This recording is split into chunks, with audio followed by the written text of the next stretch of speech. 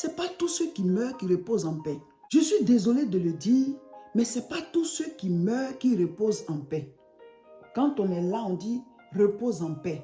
C'est bien pour la conscience de ceux qui sont restés. Ça nous console. Mais est-ce qu'en fait, la personne repose en paix? On reçoit le repos, reposer en paix là, quand nous avons été rachetés, quand nos péchés ont été pardonnés et qu'après la mort, on retourne chez Dieu. L'être suprême qui nous a créés, il est saint, saint, saint, saint, saint. Donc, l'impureté ne peut pas rester là où il est. Et qu'est-ce qui lave l'impureté? C'est le sang, pas n'importe quel sang. Le sang de lui-même Dieu qui est venu en tant qu'être humain, c'est son sang qui nous lave. Donc, pour être sauvé, il faut recevoir Jésus-Christ. Il faut reconnaître que tu es pécheur. Chacun de nous est pécheur. On doit le reconnaître. Dieu ne peut pas pardonner à quelqu'un qui ne reconnaît pas ses erreurs. Dieu ne peut pas pardonner à quelqu'un qui ne demande pas pardon. Tu dois te repentir. Se repentir, c'est se confesser et changer. C'est les deux là qui font la repentance. Dis que Seigneur, je reconnais que je suis pécheur. Pardonne-moi, j'ai fait ci, j'ai fait ça. Et décider de changer. C'est les deux là qui font la repentance. Et à partir de là, tu vis ta vie avec Dieu tous les jours et tu marches selon sa parole. Chaque jour, tu mets sa parole en toi et tu marches en fonction de sa parole. Maintenant, on dit tu es né de nouveau. Car Dieu a tant aimé le monde qu'il a donné son Fils unique afin que quiconque croit en lui ne périsse point, mais qu'il ait la vie éternelle. Dieu veut que tu aies la vie éternelle. Donc aujourd'hui, là, quand tu pries, tes séances de prière personnelles, demande au Seigneur, révèle-moi la vie éternelle. Révèle-moi le salut. Révèle-moi le sacrifice que tu as fait pour moi à la croix de Golgotha. Alléluia. David a dit, je veux rester toute ma vie dans le sanctuaire de l'Éternel. Toute ma vie. C'est-à-dire quoi? Le thème du jeûne, c'est dans les cieux et sur la terre. Pendant que tu es sur terre, être dans le sanctuaire de Dieu, ça veut dire que tu as été racheté de tes péchés et tu as accepté Jésus. Donc maintenant, tu es enfant de Dieu. Donc tu es dans son sanctuaire. Tu es sur la terre physiquement, mais spirituellement parlant, tu es dans le sanctuaire de Dieu.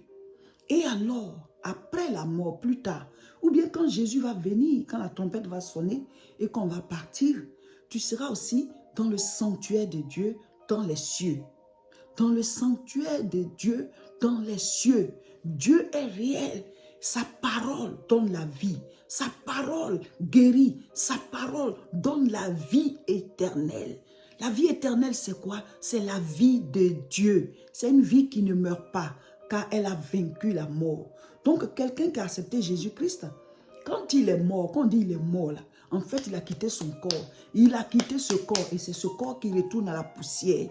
Mais son âme a été régénérée par la vie éternelle, par le Saint-Esprit qui est venu en lui.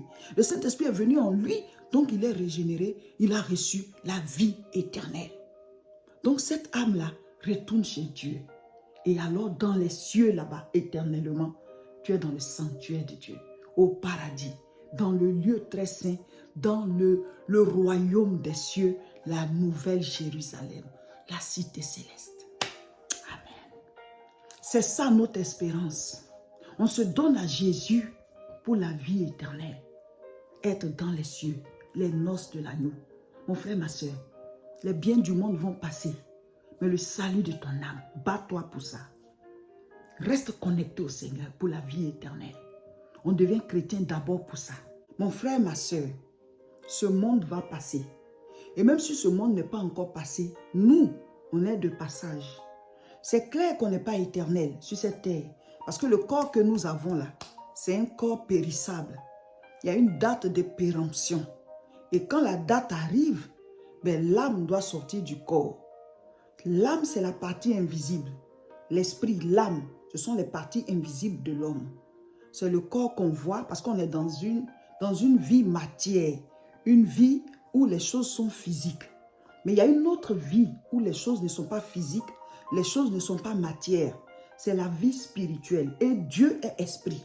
Mais Dieu a pris une forme physique pour venir sur terre et mourir pour nous donner la vie éternelle. Il a le pouvoir d'être partout à la fois.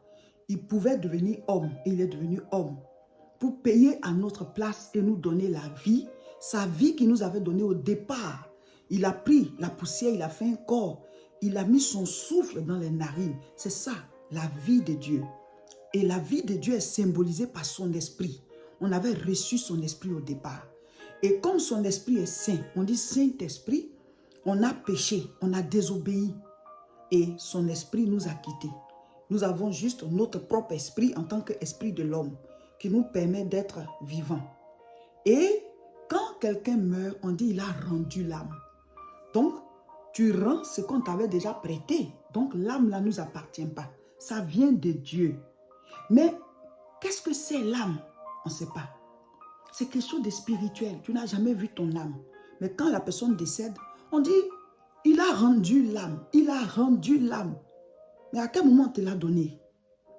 Donc, c'est quand l'esprit, l'âme, le côté invisible, le côté esprit se détache du côté physique qu'on dit la mort. Mais en fait, qu'est-ce qui meurt? C'est le corps.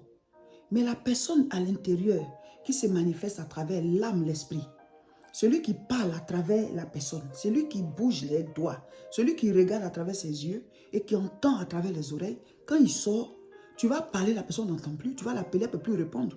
Elle ne peut même plus bouger ses doigts. La vie est spirituelle, mes frères. Nous sommes des esprits et des âmes dans un corps. L'âme, c'est la personnalité. L'esprit, c'est le principe de vie. C'est le souffle que Dieu a donné pour que l'âme puisse résider dans le corps. Quand Dieu prend son esprit, tu rends l'âme. Donc l'âme n'est plus dans le corps, mais il part. Et la Bible dit, une âme qui n'a pas été rachetée est perdue.